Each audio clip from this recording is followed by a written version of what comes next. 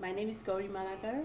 I'm from Nepal, and I'm the one of the students for the Future Generation University on the community development. And I'm passionate about the sustainable tourism and practices, also with the wildlife and environmental conservations, plus the community development back in Nepal. So it's not particularly the one region, but it can be in the mountains and flatland and snow-capped mountainside. So anywhere the community empowerment is my passion.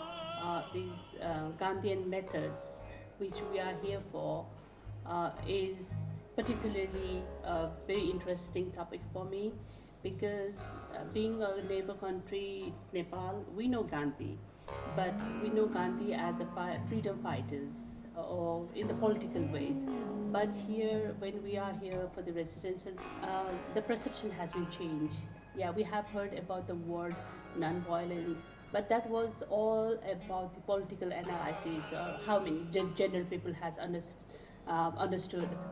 But once I have been here, and then all the principles of like non-violence, satyagraha, swaraj, lokniti, all that can be diverse into the our community development perspectives.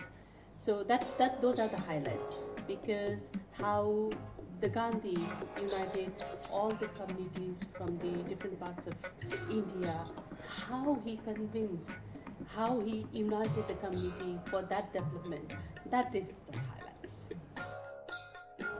My background is the wildlife tourism, and I'm very much passionate on the sustainable tourism and its practices. However, I'm also working with the community on the environment and wildlife conservations back in Nepal. And when we are talking about this, the most difficult challenge and the wicked challenge I find is the human-wildlife conflicts with the climate change as well, because that is going on. Like if you just take it out, it's go on and on like one thread to another. You will not find the end of it. But yes, there are some remedies are there, solutions are there, where we need to focus step by step, and following on those things, talking with the community, making the community aware on what's happening, what is really the climate change is, and what can be the mitigation, or at least how what can be the community can contribute for the world to mitigate the climate change will be the best solution.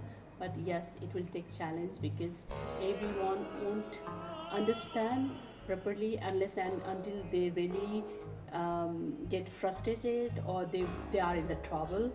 And similarly with the human and wildlife conflict, we have our national parks and the wildlife populations are increasing with because of the I mean they are coming out not only because of their population increasement, but also because of the climate change impacts, because of habitat loss, and there are not enough prey species around it.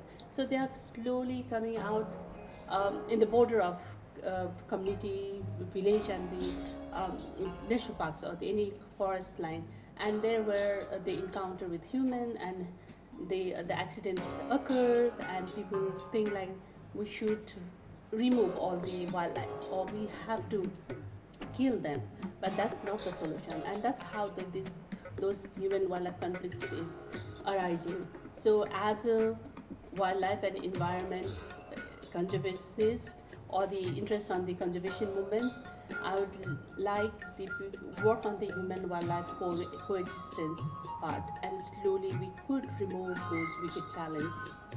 When community understands like what's happening or what can be done or what they need for their community, that is the starting point. So collaborating and coordination, consulting with the community for their own problems, just trying to identify within them as an observer or these as outside in, what we call in our city scale. Like I I'm the outside in person in the community because I don't really belongs the parts of the community that I'm talking about, but I can give them ideas, or I can oversee the things and then I can suggest the community that this could be the better option for you. Think about it. I can be a bridge between the top down and bottoms up. So I feel the idea of city scale, the bottoms up approach is the most important because the community know what they need and what they don't need, or what are their interests, what they want. So when you understand the community needs and the need basis, if the program is implemented, that is going to be sustainable. So that is the thing I learned, and I'm very happy that I am the part of Future Generation University.